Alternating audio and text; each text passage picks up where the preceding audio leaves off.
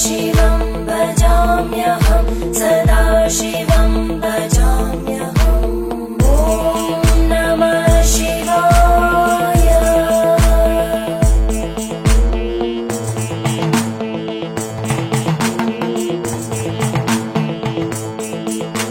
सहस्रलोचन प्रभृत्य शेषलेख शेखरं प्रसूलधूलितोरणि विदूसराङ्घ्रिपीठं भुजङ्गराजमालया निबद्धजाटचूटक श्रियै चिराय जायतां चकोरबन्धुशेखर